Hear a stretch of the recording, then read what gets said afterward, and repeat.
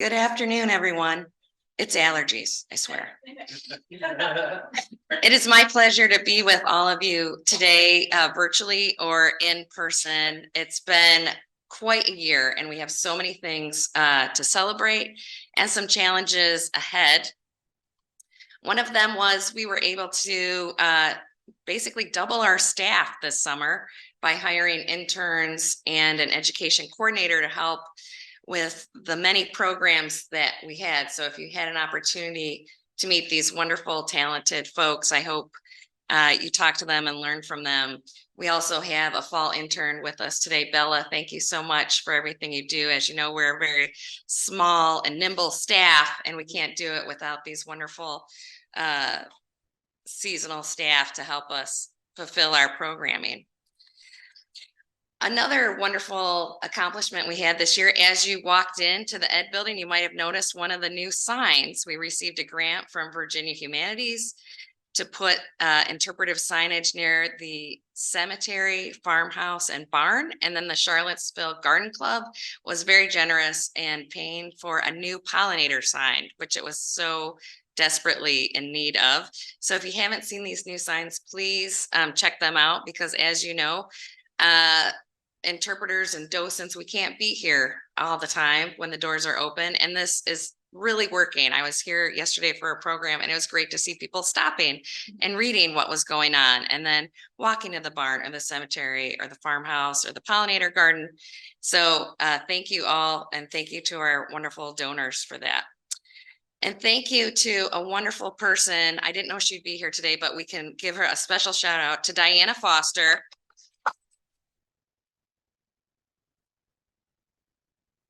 And her wonderful husband, Tom, who they have done so much work over the last 4 years to fight the invasive fight that's going around the farmhouse.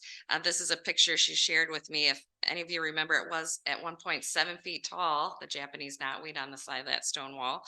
So her and her bands of, I think, hundreds now of volunteers have been out there bringing back that area. So thank you, Diana. And then we have so many wonderful volunteers helping with other aspects of the farmhouse, the research, the stabilization, and Jody Lahendro's here and Steve Thompson, and they deserve a round of applause as well for their work. And they were out on a very hot August day. Well, first, Jody dug this trench, which you can talk to him about later. But then you can see these volunteers. Thank you to Ravenna Archaeology, who donated the tools. But basically, people were sifting and looking for artifacts from the family. So it literally takes a village. So thank you all so much for all your work, or not. I can't advance. Now, one thing I wanted to share with all of you is, as we're looking to the future, I like to look back and see where we've been. And so we have wonderful data looking at where we were before, you know, what happened in 2020, to see, have we come back, fully back? And so, as you may have remembered those days in 2019 that seem like decades ago now, but actually we mainly, our programs were youth focused, and we had a lot of school kids that came here. So when you look at that number in 2019, of all the participants, over half of them were school children. So we're actually have more programs already offered now, thanks to our wonderful Susie Farmer, our Director of Education, and her team. But the schools are slowly coming back. And for us to keep engaging more and more people in these wonderful youth and adult programs, we need you. We need volunteers to keep the barn open. We need school guides. Thank you. We have some school guides and barn docents right here. Thank you so much for what you're doing. But we need more. Not all the volunteers were able to come back after COVID for many reasons. But if you're interested in volunteering, we can use your help, because people want to learn about this beautiful site, this beautiful natural and cultural heritage site, and we need your help to do that. So if you're interested, please see me, email me, or call me. It's now my pleasure to introduce Ted Coates, our treasurer, who will talk about our financial report.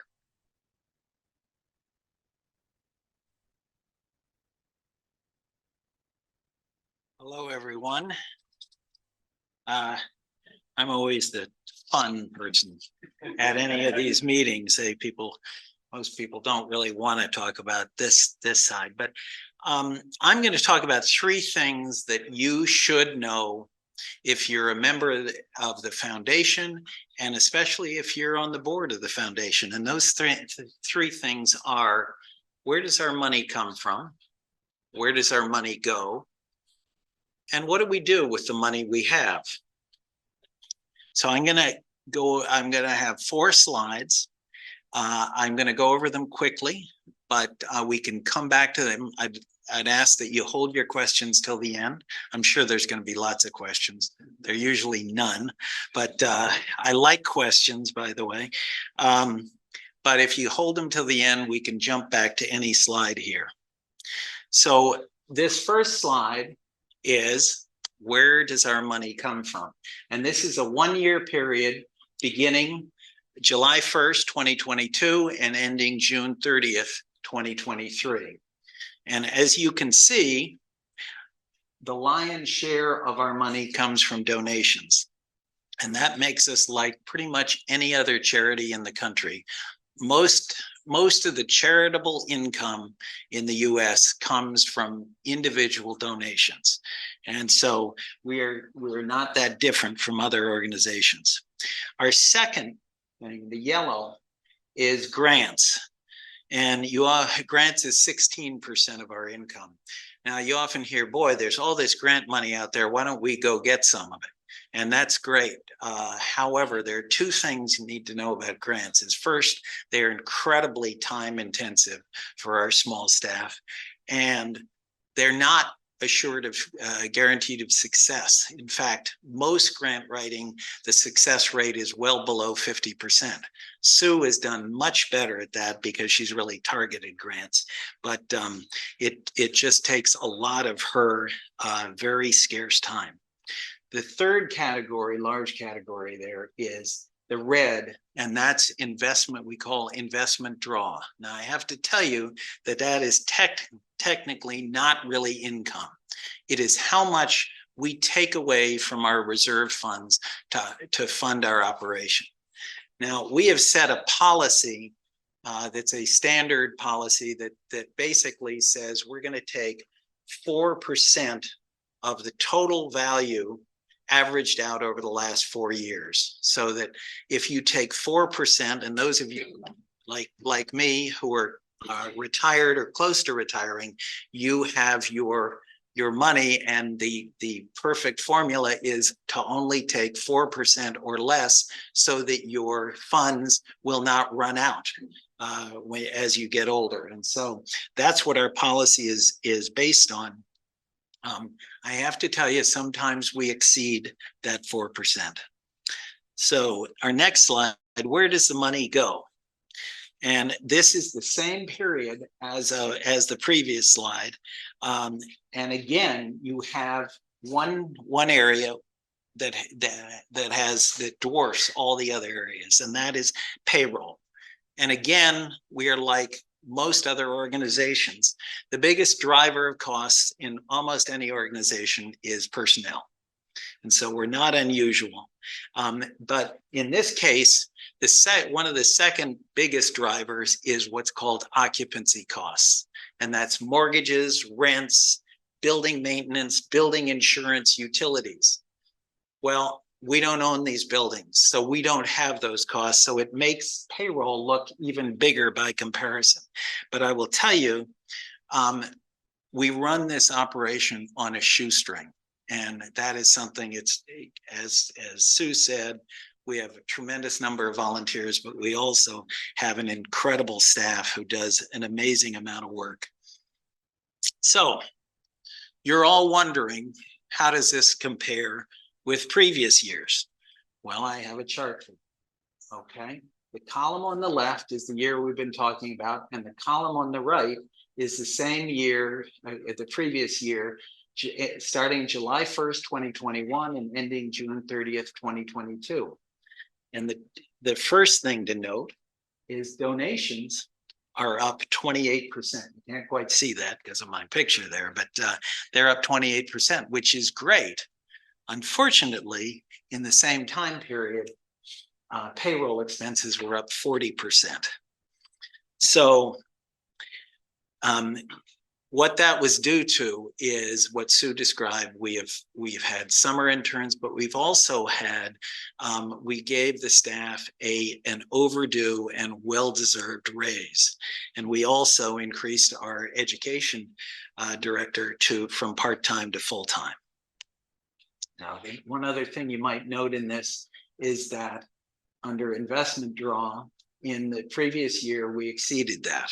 I'm going to talk a little more about that later, but again, as I said, sometimes we do exceed it. Okay, so the final question is, what do we do with our money? Are we good stewards of our money? So these two columns are both our financial status, where our money was at the same point, August 31st, 23 and August 31st, 22. And if you look at the bottom line, the good news is we're up. Okay, so what that indicates is that it was a good year in the stock market, so things are going well. Now, you might say, if you're used to looking at a financial report, you see a balance sheet that has assets and liabilities. Well, again, we essentially have no liabilities. We don't have a mortgage, and our only liability is accounts payable, which is a short-term small liability. So that's why this is only assets. So we have our money in three pockets. The first, we keep our cash to run our operations in the bank at Virginia National Bank. Second, and I'm looking at the blue there, and that is restricted funds. And restricted fund is when a donor says this money is specifically for this, or it limits what you can use the money for. And our restricted funds started with a gift from Babs Conant. She gave a house to the organization, and we eventually sold the house, and that started what we call the Conant gift. Now, why is the blue smaller on the right than the left? Well, last year we had all the funds mingled together in Vanguard, and last year we started slowly moving them over to the Charlottesville Area Community Foundation. And so this year, that represents all the restricted funds on the left side. Now, we moved them for a couple of reasons. A, because it gives you a clearer picture of where our money is and what's restricted and what isn't. But also, investing in the Charlottesville Area Community Foundation is good. What they are is a nonprofit organization that runs investments for other nonprofits and also local philanthropists. And what it does is, by being an investor there, we're exposed. We're on the Rolodex for any funder there who is looking for an organization they want to give money to. And that has already paid off with a couple of gifts via the CACF. Finally, in orange is our unrestricted funds, and they are kept in what's called an asset allocation fund. And basically, those of you who do any investment know that you're supposed to have a mix in your portfolio of stocks and bonds, or equities and fixed income, to basically balance it out. And that's what the Vanguard Fund does automatically. It makes sure we're balanced as we want to be. It's right now 60% in stocks and 40% in fixed income. So before I open it up to questions, I just want to make a couple of observations. And the first I want to tell you that we actually already have exceeded our investment draw this year. And to put this in context, as you saw, we are rebuilding our programs, we're building our staff, and to do this kind of growth, it's a totally appropriate use of our reserve funds.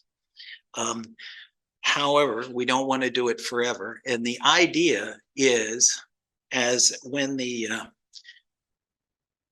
community starts to realize all we're doing and appreciate all we're doing, the community support will build up to match our investment. So, any questions? Have I baffled everybody? That's the usual intent.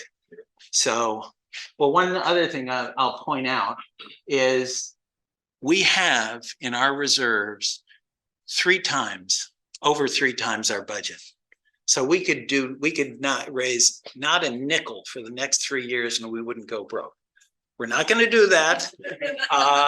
In fact, it would really help, and I'm going to make this pitch right now. If you are thinking of making a donation by the end of the year, sooner is much better. Okay, because we will get a lot of people coming in right in December, but if we can keep our cash flow going, it will really help us. So as far as that 3-year buffer, I know of a lot of nonprofits who basically have zero reserves, and so they have to raise every dollar they spend as they go. So we are don't get complacent, but we're in very good shape as far as that goes. It will be nice seed money when Jody comes to us and says, we got to spend some money to start working on the farmhouse. So. Yes.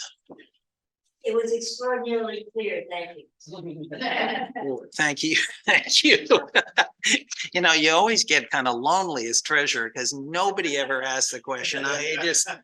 Anyway, so, all right.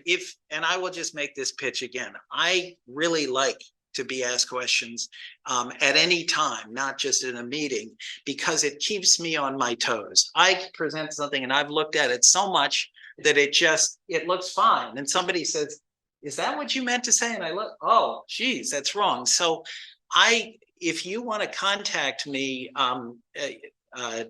Sue will give you my email. If you have a question about this or anything else, I like to talk about this. So feel free to contact me. Okay, thank you.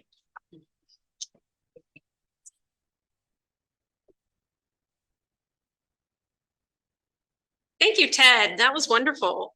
Very much appreciated the very clear and thorough explanation. So I just want to move on to a shout out to the current board of directors for the past year. It's been a very hardworking board. We appreciate all of your time. A little over than half of you are here today. A couple people are calling in as well. It's been the last few years have been a really tough time to be a board member. Doing everything over Zoom, not getting as much social engagement. It feels like a lot of work a lot of the time, but our board has been great. They are great contributors, both financially and with their time and expertise to the organization. And, we couldn't do it without you and greatly appreciate your work. I also want to take a moment to remember Dr. Ken Brown. Dr. Ken Brown was on the board the previous board year when we were lucky enough to add 2 descendants of Hugh Carr to the board. Unfortunately, Ken passed away late last year and so was not able to continue to serve. He was an important patriarch in his family and an important contributor to Ivy Creek. And so just want to take a moment to remember Ken and be thankful for his service to Ivy Creek Foundation.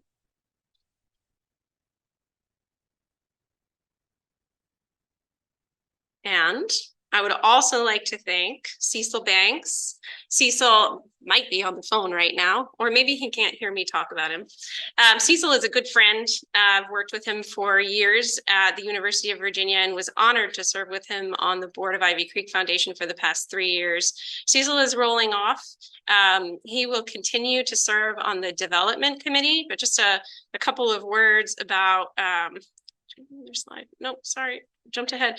A couple of words about Cecil's contributions to the board. Cecil has wonderful expertise, both in donor engagement, but also event planning, major events planning. He's the executive director for major events and external relations at the University of Virginia currently. And so not only does he have wonderful contacts in the development and event planning community, but he's also just a wonderful event planner himself and has been incredibly supportive to our staff in helping us plan events, especially as we come out of COVID and start to have these in-person things again. We're very grateful that Cecil is going to continue to serve on the development committee, and stay tuned for an exciting event coming up in the spring that Cecil's helping us plan. So thank you to our current board. And now we move on to the business of our meeting, which is our nominations for the upcoming year. So we are very excited to have Lisa Shutt as candidate for the board of directors for Ivy Creek. You can see her bio here. It's a little small. I usually would say I won't read it to you because you can read, but I might actually read you a little bit. Lisa's an associate professor of African American and African Studies at UVA. She has made it a priority to introduce UVA students to Riverview Farm, establishing an upper level seminar in spring 23 that examines the histories of the Carr Greer family and the farm that they called home.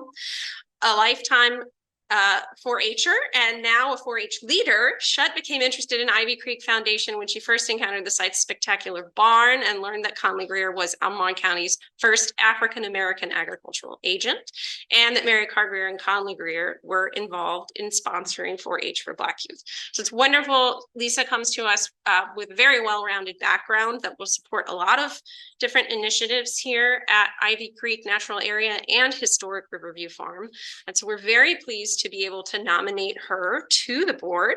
And I am going to now read the motion that the board has prepared for Lisa's nomination. So the motion is, I move to accept the slate of Ivy Creek Foundation board members for the 3-year term.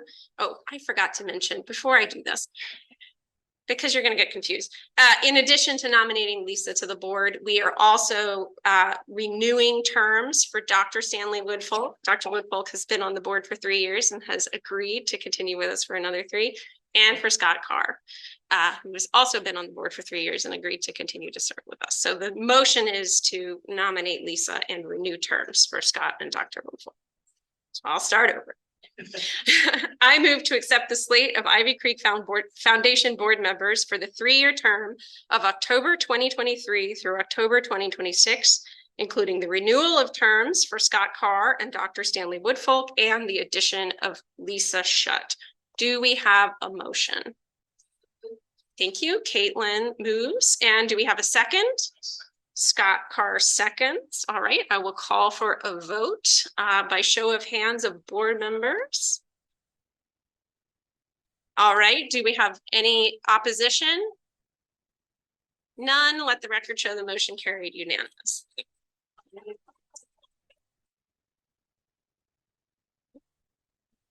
And our next order of business, let's see, that's our current board of directors, sorry, back, is the slate of officers. So our current slate of officers is actually the slate that we are recommending to carry through to next year. So I don't know, I'm sure many of you remember the details of our bylaw update from last year's annual meeting presentation. We revised our bylaws last year to have 2-year terms for officers. So we have a couple of officers that are on their 2nd year of their term. And so we don't have to vote for all of them, but Ted Coates and I are wrapping up the 2nd year of our service on the executive committee and have agreed to continue as executives of the board. So we do need to make a motion to renew terms for me and Ted. Thank you, Ted, by the way, for continuing to agree to be the treasurer. So I will read the motion. I move to accept the extension of terms for officers Sarita Herman, president, and Ted Coates, treasurer, for the year of 2024-2025. Do we have a motion? Dr. Woodfolk. Keith. And do we have a second?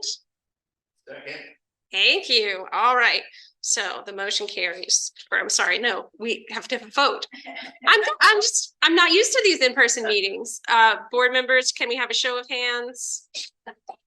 Any opposed? All right, no opposition. So the motion carries unanimously, and I'm sorry for jumping the gun on that. All right. Sue, do you want to come up for questions? Do we have any questions? I see a couple people talking in the audience. Is there something you want to share with the class?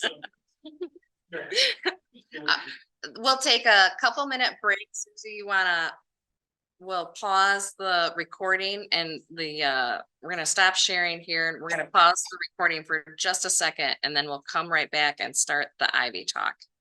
Thanks, everybody.